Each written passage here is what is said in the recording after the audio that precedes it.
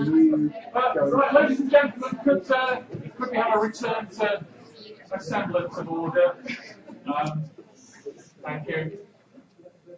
You can keep on eating your sandwiches if you want. A little bit of refreshment. It's my great pleasure now to introduce our second speaker of the evening, Randall Stephens from Northumbria University. He's a reader in history and American studies there. He's a specialist in American religion and has published widely in that field. Tonight he's exploring the alchemy of religion and rock, and he's talking to us about the interaction, I guess, of rock and religion in the American South. So, Randall Stephens. Thank you. So this is this what I'm going to present today is part of a larger product that is I just signed off on a contract with Harvard University Press for a book that's called The Devil's Music. So it's always good if you can get Satan in the pre-colon part of your title. So Elvis wore a red jacket, a black shirt, a silver belt glittering with rhinestones, a yellow tie. It was October 1957, and the star was about to take the stage at the beautiful Pan Pacific Auditorium. Thousands of fans were screaming, and then amid this avian screeching out in the audience, Elvis made time for a reporter from a teeny bopper magazine called Dig. His loud outfit, his gravity-defying coif contrasted with the kind of humble responses that he gave to the reporter, the young reporter. And the reporter was kind of trying to bait him in a way. The reporter wondered how, quote, the reputed king of rock and roll felt about Frank Sinatra and his comments that rock fans were just a bunch of, quote, cretinous goons, and that rock music was the, quote, martial music of every sideburn delinquent on the face of the earth. And then Elvis said, humbly, as usual in these years, this is in 1957, Elvis said he has a right to his opinion, but I would never knock Frank Sinatra. I'm really a big fan of his music. And then he's asked why he gyrated like he did on stage, earning the nickname Elvis the Pelvis, to which he replied, I just sing like they do back home. I don't really think about it that much, he commented. When I was younger, I always liked these spiritual quartets, and they sing like that. They move around on stage. They get the spirit in a sense. So as usual, Elvis looked back to his Pentecostal roots, his background, to make sense of how he moved and performed on stage. And that's going to be kind of the theme of my talk tonight. But I want to do that with a little bit of a preface here. In a 2004 article in GQ, John Jeremiah Sullivan wrote that, quote, Christian rock is a musical genre, the only one I can think of, that has excellence proofed itself. And this is an image of one of these Christian rock bands from the 80s called Stryper. And their sort of slogan was the yellow and black attack. One of the things they did on stage was shoot Bibles out of a kind of Bible cannon at the audience. Which if H.L. Mencken was only alive in the 1980s, he would have had something to say about that. I mean, true, the idea that Christianity can have anything to do with rock and vice versa in our age seems a little bit absurd, but I'm making the point here that in the early days, in the 50s particularly, with first-generation rock and rollers, it was very prevalent, and we can look at that from a variety of angles. So I'm going to look at how the culture of Southern Pentecostalism in particular influenced early rock and helped give birth to the new genre. A caveat there is that this isn't the only story. I mean, you could think of rock as a kind of gumbo. There's a lot of things that go into it, but what I'm talking about is the ingredients of religion. So a series of questions drive my arguments here. One of those is, how did Pentecostalism shape first-generation performers like Elvis Presley, Johnny Cash, Little Richard, Jerry Lee Lewis, and others, who all either attended or were members of Pentecostal churches? And I'll get into what Pentecostalism is in a moment here. What does it mean to be religious or influenced by religious practice in a popular realm, in what we think of as the secular sphere? And how can we make sense of that? The American South, the region that polls consistently show is the most actively self-reported religious region in the country. The least active as a state is Vermont, and they also have the highest number of microbreweries. But causation is not necessarily correlation is not necessarily causation there. But in 1963, Flannery O'Connor, the South's most famous Catholic writer and a keen observer of Southern zeal, remarked, quote, "I think it is safe to say that while the South is hardly Christ-centered, it is most certainly Christ-haunted." Since the early 19th century, black and white evangelical Christianity has dominated in the American South, leaving very little room actually for other religious groups, be those Christian or non-Christian, that don't fit within that pattern. For instance, Catholicism is largely limited to certain coastal cities and to the state of Louisiana. So historically, Catholics, Jews, and non-evangelical Christians have had a much smaller presence. Now, as an example of the large presence of this kind of hot Protestantism, as we could call it, is the Southern Baptist Convention, which now boasts about 16 million members. In this period, in the 50s, it had roughly 10 million members. So in the middle decades of the 20th century, Pentecostalism was a relatively new offshoot of evangelicalism. It grew out of the holiness movement of the 19th century. Holiness people in the late 1800s, many of them Methodists or former Methodists, looked to key passages of Scripture. They had a kind of canon within a canon of the Bible. And they also turned to 18th century figures like John Wesley in thinking about how a person could live above sin, could live a life that was free of willful sin. Sometimes they're called perfectionists for that.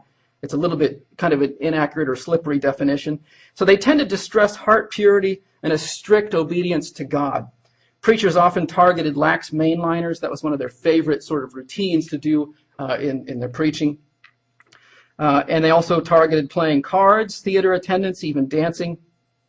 Such secular amusements might seem harmlessly, sort of tame, but actually they were sort of, it was the pig grease on the slide to hell. Even for some sympathizers, the abstemious,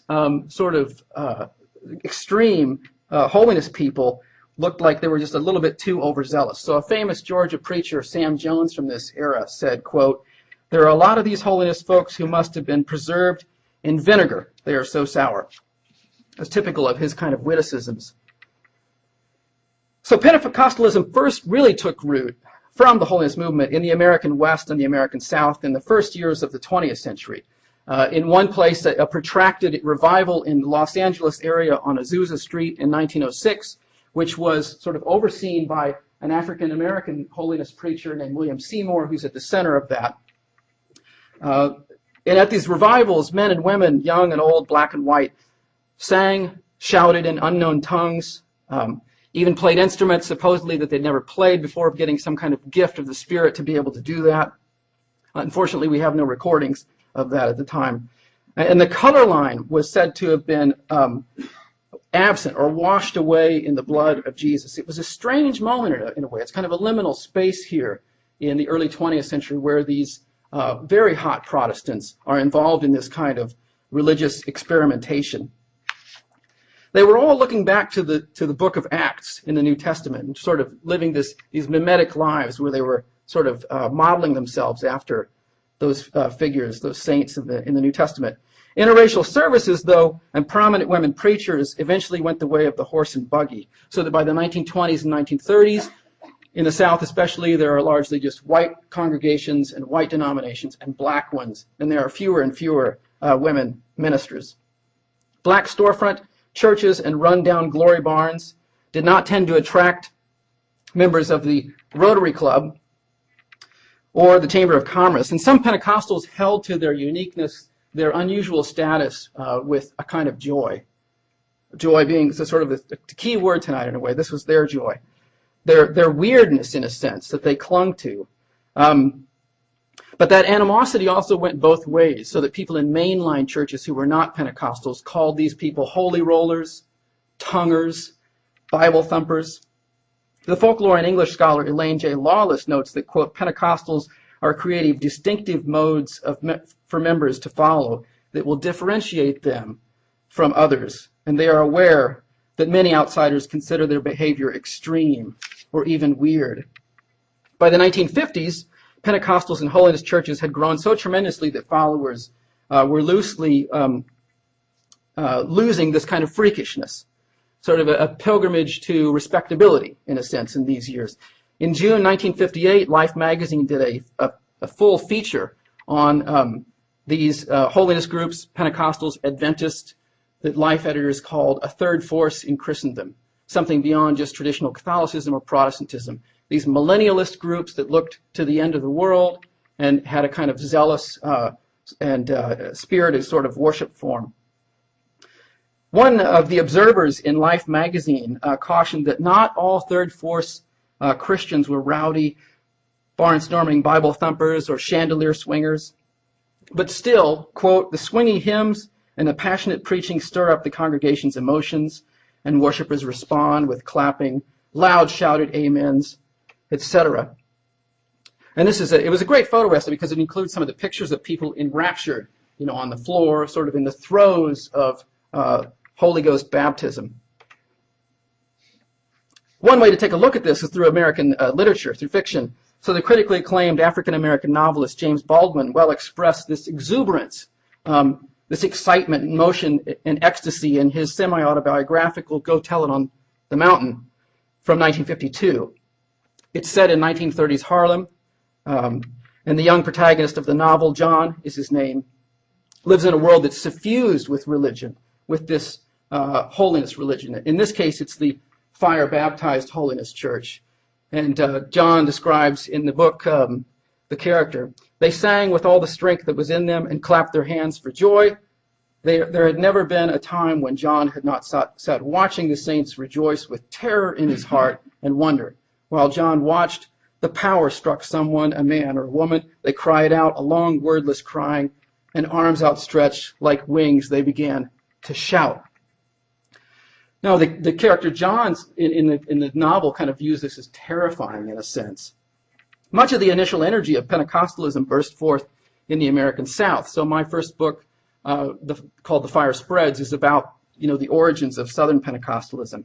So even the lively church of James Baldwin's fictional Harlem, the Temple of the Fire Baptized, was populated by recent arrivals from the Great Migration to the north. So similarly, first-generation rock music was largely a Southern phenomenon. The key figures in early rock and roll in the mid-1950s are almost entirely Southern. And the link, I'm going to argue here, isn't a coincidental one.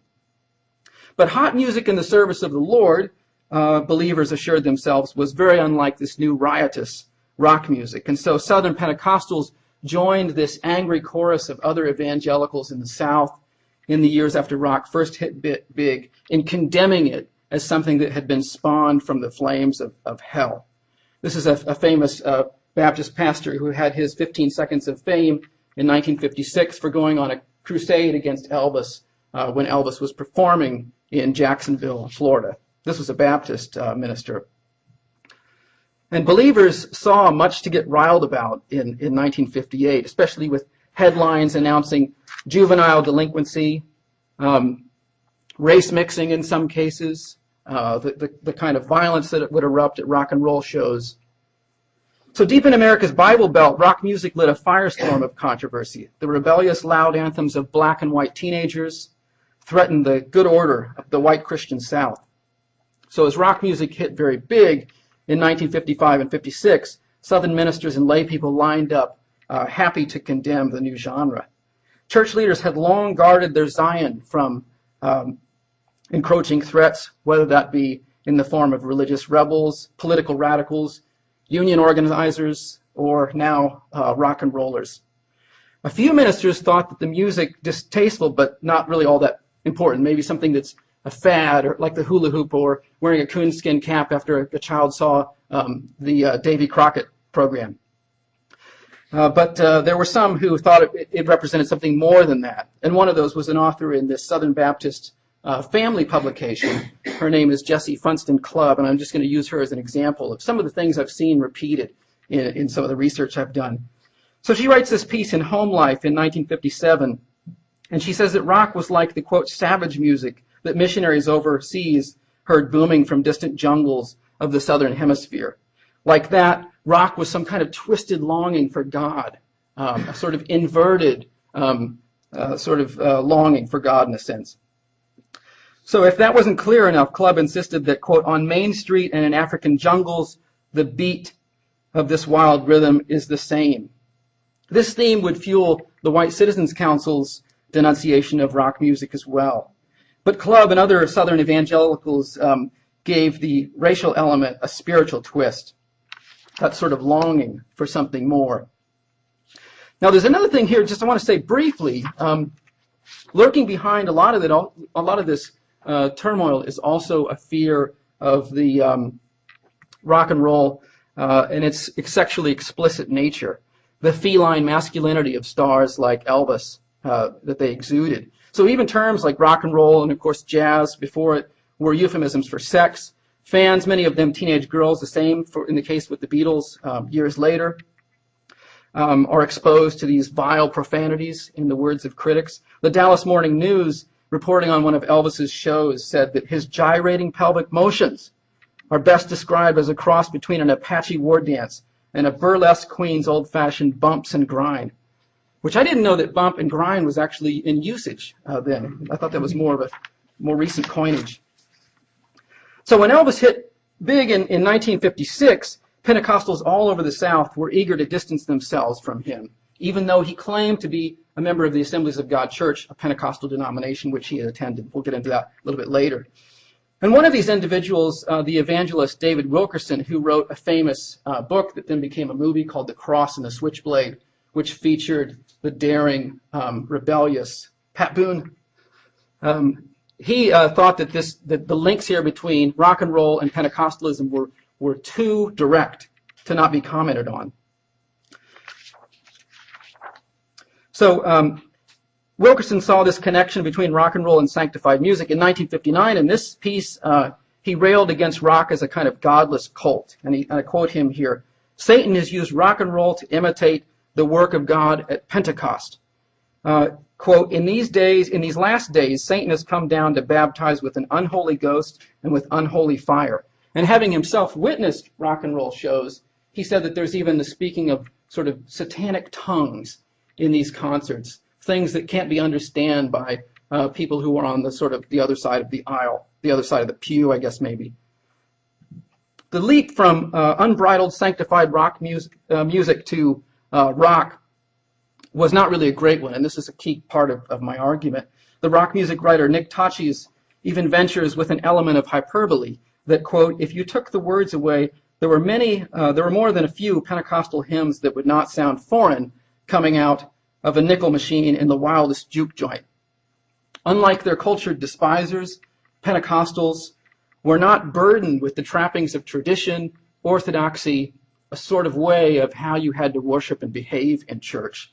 There was far more of an openness on the fringes of the religious experiment in America. This is something that R. Lawrence Moore has written about and some other historians and religious studies scholars.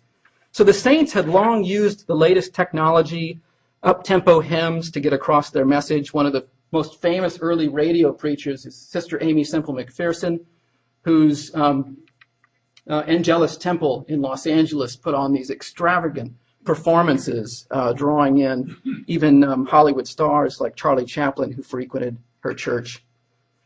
Another of these early pastorpreneurs and innovators was Oral Roberts and his healing crusades on television in the 1950s using technology to great effect, all the way up to the present with the largest religious broadcasting company in the world, the Pentecostal Trinity Broadcasting Network, that boasts about its technology, and in one in particular it's proud of, it calls it its devil-busting satellite, which beams programs around the globe. I want to say just something as an aside, that for some critics within the church, the links between sanctified music and rock or rhythm and blues were just too close not to comment on or not to pass judgment on. In the mid-1950s, questions concerning the direction of influence gave way to intense debate. The dispute about the links between rock or rhythm and blues church music exploded in the pages of African-American papers across the South. In 1955, the rhythm and blues singer and legend Laverne Baker made the scandalous claim that gospel singers like Philadelphia's Clara Ward fired their music with a rock and roll beat. So it's as if these gospel singers are stealing the music from juke joints, barrel houses, and auditoriums where rock music is being played.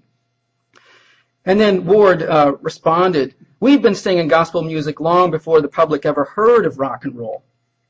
And she not only she wasn't opposed to rock music and actually enjoyed listening to it, but she in fact claimed that it was rock and pop performers who were lifting from gospel music for their own purposes, not the other way around. And she actually asked, where else did they copy their styles but from church groups, sort of using that material? I just want to go forward a little bit in time here. Growing up in Depression-era Dyess, Arkansas, Johnny Cash attended the Church of God Cleveland, a Pentecostal denomination headquartered in the upcountry of Tennessee, in the same region where snake handling began, if you move to the east from Arkansas. In Dyess, Cash came to Jesus when he was 12 years old while they were singing the evangelical classic, Just As I Am, and he went to the altar. Local initiates held these energetic meetings in an old rundown schoolhouse. And then years later, the man in black remembered those scenes of religious mayhem. And he said, quote, "The writhing on the floor, the moaning, the trembling, and the jerks, all sort of accompanied with the hellfire sermons of the preacher." He went on to say, "My knuckles would be white as I held onto the seat in front of me.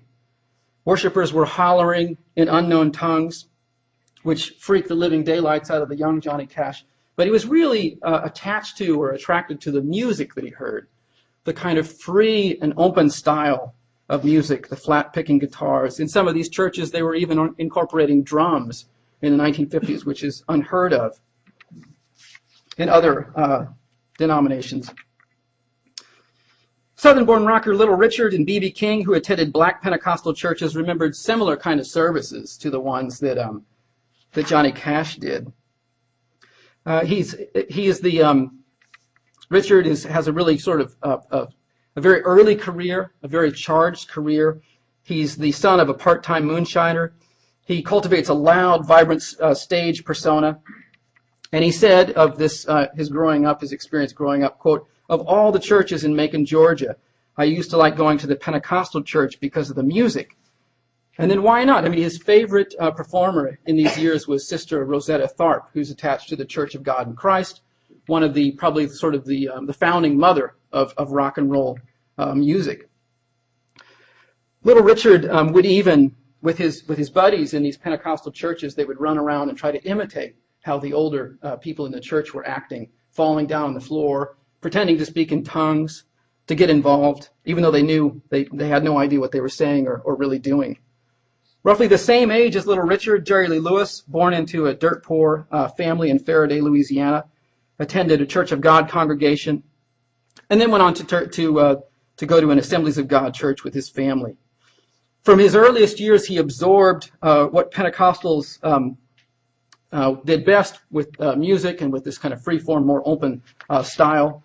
He developed his skills as a piano player in the church, and with a local preacher, Jerry Lee toured briefly through the South, playing piano and speaking as a kind of traveling song evangelist, until he had his shot at fame with a tryout in 1956 in November with Sun Records, which completely changed his career. His cousin, Jimmy Lee Swaggart, who went on to fame and infamy, I guess you'd say, years later said, and they really had a split because of this, the music of God or the music of the devil. Swaggart said, "Why do I need 40 suits? I'm clothed in a robe of righteousness. Why do I need Cadillacs and Lincolns when I can ride with the King of Kings?" And he didn't mean Elvis. Jerry Lee can go to Sun Records in Memphis. "I'm on my way to heaven with God, who supplies all my needs according to his riches in glory by Jesus Christ." So undoubtedly, the most famous, and this is a picture of Jerry Lee and Jimmy Lee Swaggart together in the mid-1950s. Certainly the most famous performer and star to be attached to a Pentecostal church is Elvis Presley. He's born into poverty in Tupelo, Mississippi. This is his home that you can still tour. It's a shotgun shack. He moved with his family to Memphis in 1948.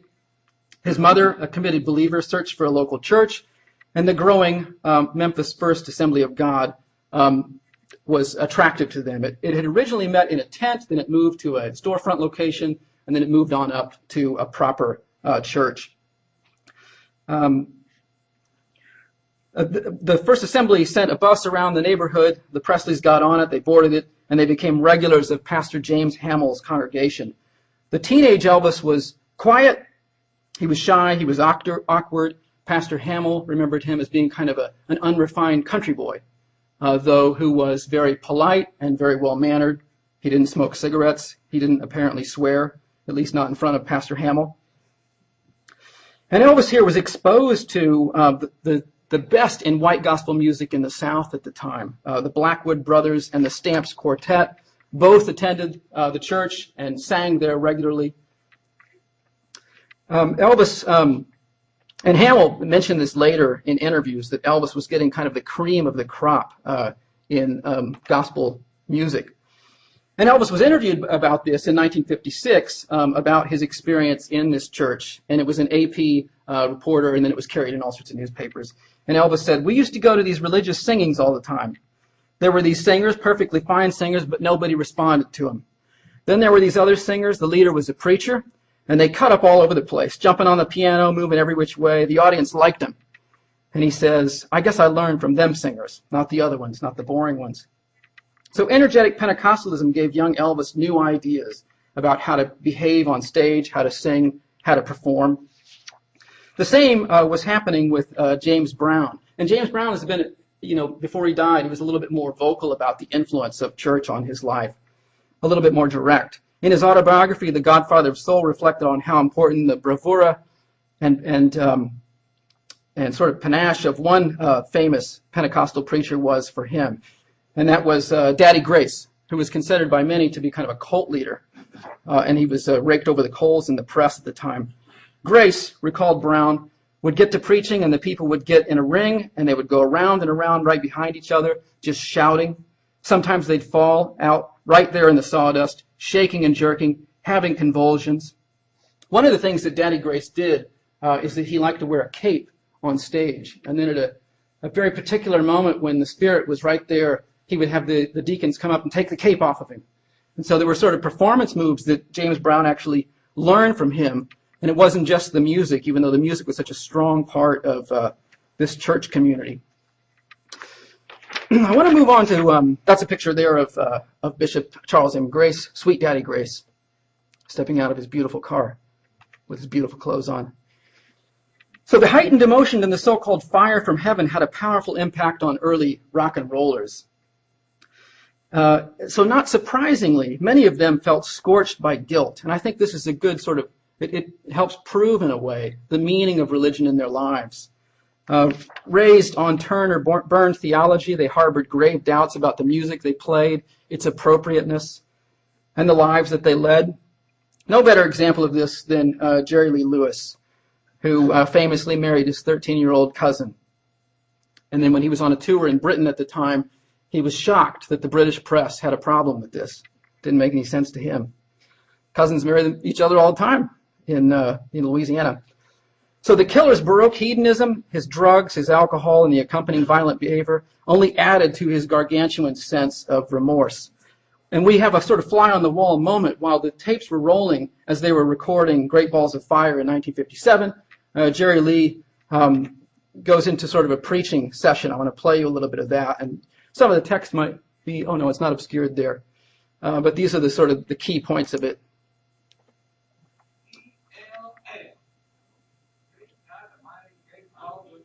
That's right. It's just make merry with the joy of God. But when it comes to worldly music, rock and roll, rock it out. Anybody like that? You got to talk just up to the world, and you're in the world, and you hadn't come out of the world, and you're still a sinner. And then you're a sinner, unless you be saved and born again, and be made as a little child, and walk before God. And be holy. And brother, I mean, you've got to be so pure No sleeping, children. Look at it. No sleeping. Oh, it says no sleeping. It don't say this a little bit. It says no sin shall enter them. Brother, not one little bit. You got to walk and talk with God. You got to be so good at it. Hallelujah. All right. Right. Now look, Jerry. Religious conviction. Okay, so what happens is that Sam Phillips, because this is studio time, this isn't preaching time, he says he basically is trying to teach Jerry Lee about hermeneutics, that there are interpretations of the Bible. And as a Pentecostal and a fundamentalist, Jerry Lee wants his Bible straight, no chaser. That's not the way that you read the Bible. The Bible says what it says, and that's exactly what it says, and it's the straight truth. The sinner-saint tension points to a larger theme. As late as the 1970s, Jerry Lee Lewis still contemplated giving up showbiz and going into preaching. And other first-generation rock and rollers like Lewis continued to sing religious songs as part of their repertoire. Little Richard did take up the call. He was a blazing comet on stage. Richard was had one of the most kind of tumultuous lives in the business. He flaunted his homosexuality, even though he felt tortured by it. The first draft of his 1955 hit song, Tutti Frutti, an homage to anal sex, included the lines, a wop bop a loolop, a good goddamn, Tutti Frutti, good booty, if it don't fit, don't force it. And then his producer advised him to not use those lyrics because it would mean that they wouldn't get it on the radio at all, and so he listened to that good counsel, and the song was a major hit. And perhaps ruined by Pat Boone's version of it, but still. Richard said he had this conversion experience while he was on tour in Australia and gave up the life of rock and roll. He said, I'm turning from rock and roll to the rock of ages, a standard kind of thing for a preacher in this sort of, from this tradition to say. Richard continued to record gospel music, though, and in the late 1970s, he again quit rock music and denounced homosexuality. He had a career that kind of went like this, up and down. In the early 1960s, of course, he appeared as part of a package tour with the Beatles, and promoters were really concerned to tell audiences that there'd be no gospel songs being played to ruin an otherwise good concert.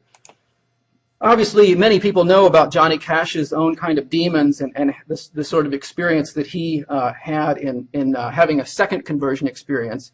After that, he went to Evangel Temple in Nashville, which was pastored by a former rock and roller who went into the ministry. And Cash, with June Carter Cash, would actually perform as part of Explo 72, the first major Christian rock music festival in the United States. And Cash would even accompany Graham on these preaching tours. So one of my earliest memories is seeing Graham and Johnny Cash at Kemper Arena in Kansas City. Can barely remember it, but what I do remember, it was good. Elvis, too, recorded a variety of gospel albums and continued to sing hymns as part of his religious songs, especially from the time of his comeback in 1968 until the time of his death in 1977. The Memphis Mafia, members of that, actually called him the evangelist because of his tendency to sort of preach to them while even wearing an amphetamine crown at times. Elvis, though, throughout his career, was more of a seeker than some of these other characters. I mean, for instance, some people don't know this, but Elvis actually was reading Timothy Leary and New Age spiritualist materials in the mid-1960s. He took a trip on LSD with some of the members of the Memphis Mafia. He had little interest in metaphysical claptrap or drum circles. He spaced out by watching television and eating pizza. This is one of Elvis's hit gospel albums from very early on. This is the first one. I just want to play you a clip of this from 1960. And this is him doing kind of a minstrel singing style. Walking on the stairs, calls on my Jesus, answers all my prayers. He calls me to my home on high. I'll walk him from the stairs when I die. So during this period, this is Elvis singing with the Jordanaires, a gospel group that backed him regularly on stage, even when he performed on television. Some people weren't buying this religious component, and one of those was Billy Graham, America's most famous preacher, maybe the most famous preacher in the world at the time. And Graham wrote a little booklet in which he talked specifically about Elvis in the late 1950s. And he said he could make sense of why Elvis was so famous, and popular. It was the mystery of iniquity, ever working evil in the world, the mystery of sin, that someone like this could come to fame. But despite Graham's certainty about the demonic origins of rock, the new genre bore the imprint of religion, unmistakably. And the influence of Pentecostalism on the first Southern rockers to achieve national fame says a few things about religion and popular culture.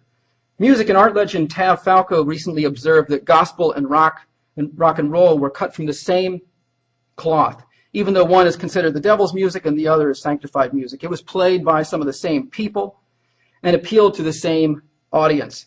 In a region like the South, where religious institutions and religious culture are so pervasive, it seems almost inevitable that there would be this kind of fusion, and that this music would spill out beyond the walls of churches and camp meetings. And this is a trend also in religious studies to kind of rethink what we mean by sacred space and secular space. That it really isn't as tidy as that there are all sorts of ways that the sacred kind of goes beyond the realm of supposed sacred space. So a greater appreciation, and I'll go ahead and end on this, for the religious, even Pentecostal roots of first-generation rock helps us better understand the dynamic ways that religion influenced life in the South and as a nation as a whole, well beyond denominations and specific congregations. Thank you.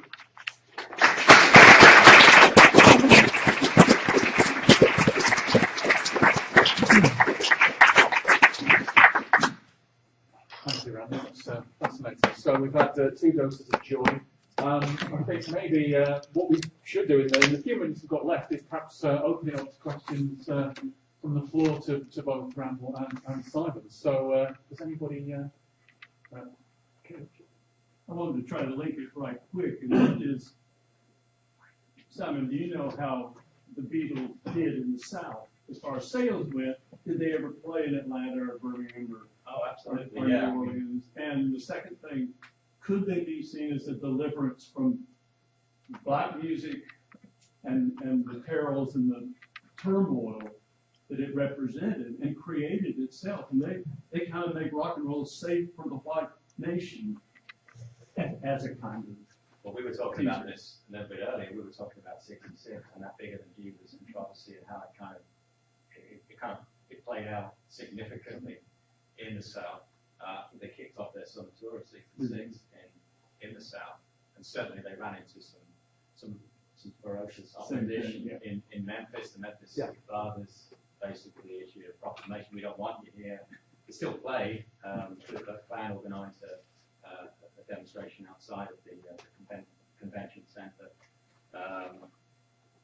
It didn't ultimately affect sales because there were X number of thousand on the streets, but there were double that inside the convention centre.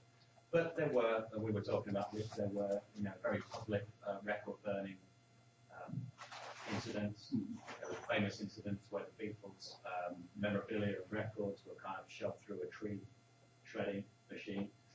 There were lots of headlines outside of the South, but I think most of the opposition, I mean, we were talking about some of the sort of pockets, if you like, of opposition and controversy that emerged in Pennsylvania in particular. But the majority kind of the response anyway was in the South.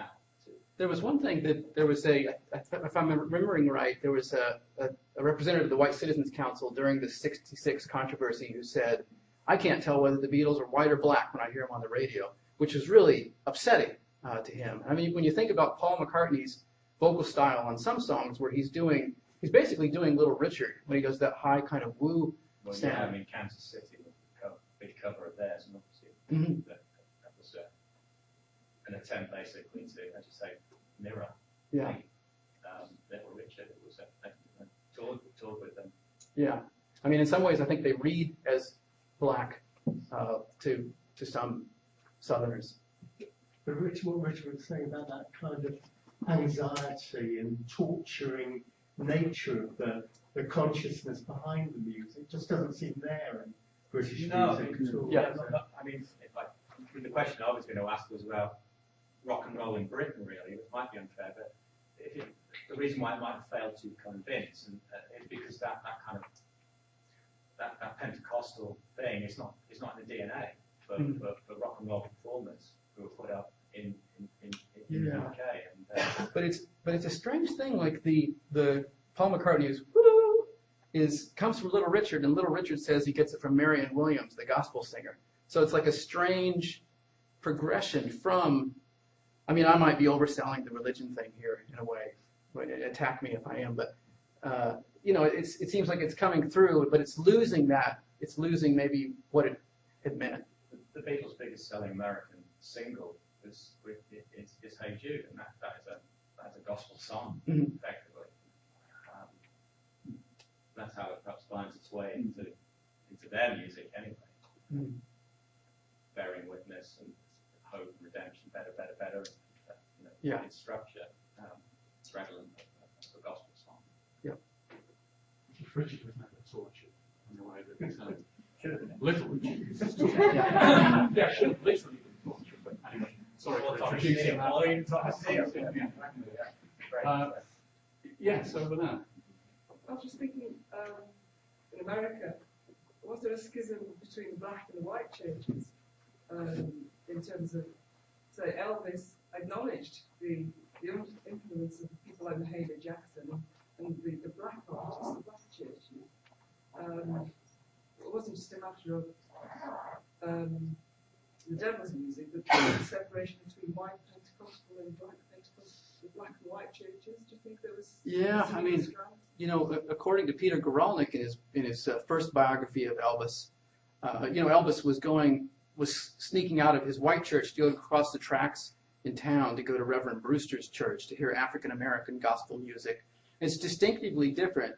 And, even though Elvis sort of wanted to style himself after a lot of these white groups, he also, one of his favorite gospel groups was the Golden Gate Quartet, which is African American.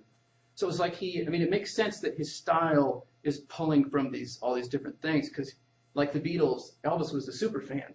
I mean, he was sort of a music obsessive, drawing on all these different genres and styles.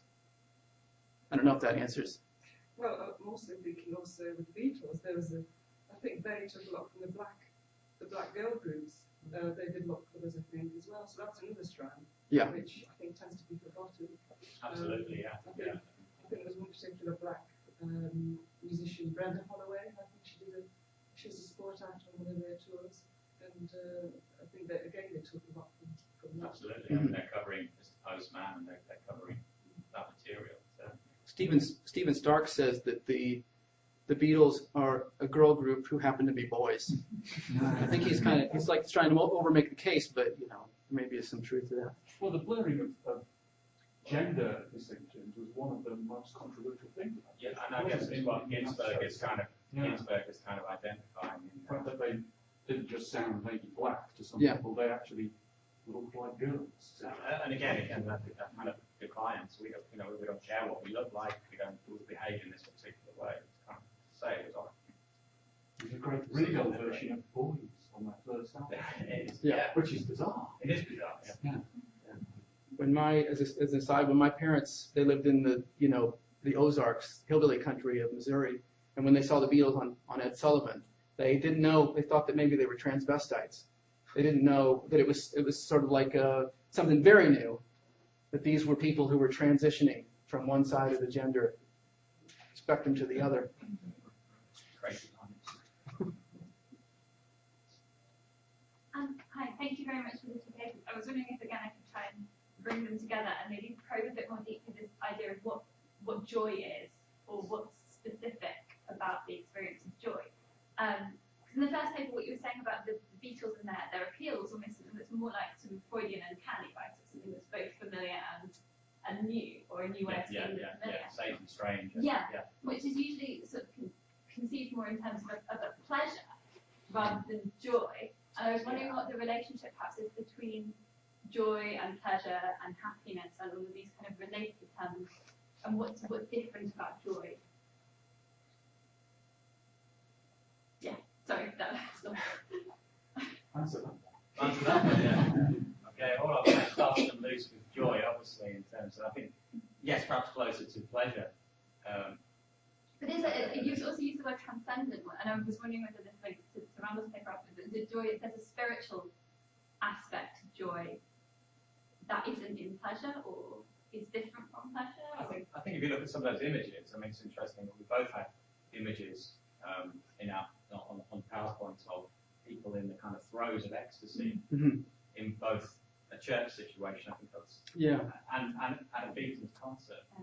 I think it might be a way of kind of connecting those two and connecting up to that. That's what you were talking about in terms of definitions. Ecstasy might be a better experience. Ecstasy. It might be a better way to describe it. I mean, you hear stories repeatedly about Beatles concerts here and in the United States that the first 2 rows smelled like urine because the girls who were in those were completely lost control of themselves and, made a mess in that area at least. Well, yeah, but often they would also, well, trying to kind of put it into words, I kind of had a sort of out-of-body experience. I was completely taken out of myself with one kind of famous quote about someone at a Beatles concert. It's almost like I'm sort of looking down and it's almost like watching myself urinate. It's like shamanism. It's the same sort of effect, I suppose, like shamanism. Or what happens at religious revival. Yes, it's the same thing. Yeah. Actually, I was going to ask a question that relates quite a lot to that, because I was thinking that you were sort of hinting at this parallel between the experience of a rock concert and and the experience in church as being this ecstatic, transcendent experience. And what it made me wonder is these people like Billy Graham who are denouncing rock music as the Satan's music. To what extent are they sincerely concerned for the souls of their congregations?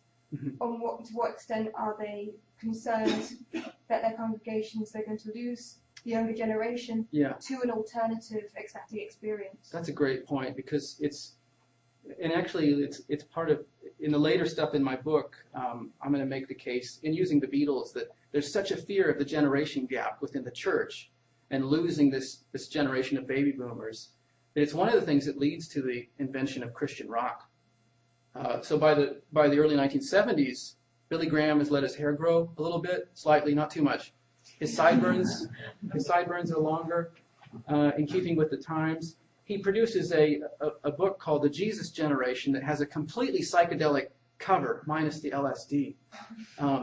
But I think they've decided by that point that by the early 70s, that it's not the style of music that matters. It's the content of the message. And they're willing to sort of reappropriate it. If that kind of helps make sense of that, I'm not sure. But I think that's a great point. It's the two things together, though, as you're saying. In some ways, it's, for a teenager, Billy Graham actually appears in September 1964 at the Boston Garden, right after the Beatles have played there. And he says, it's for a youth, like a Youth for Christ rally. And the first thing he says on stage is, the Beatles have left Boston. And all the young people are cheering and shouting. But I think behind that, there's a fear, actually, that, he can't compete with Twist and Shout. Well, I mean, it's interesting also that Dylan famously has claimed that he kind of misheard the chorus, so I want to hold your hand and I get high. It may well have not been, if he did indeed interpret it in that way, it may well have not been drugs he was necessarily talking about, but again, it's that kind of sense of transcendence, and he may have been tapping into that, perhaps, rather than trying to kind of discern something that relates to drug usage in the song. Talking kind of late 63, early 64. I get high.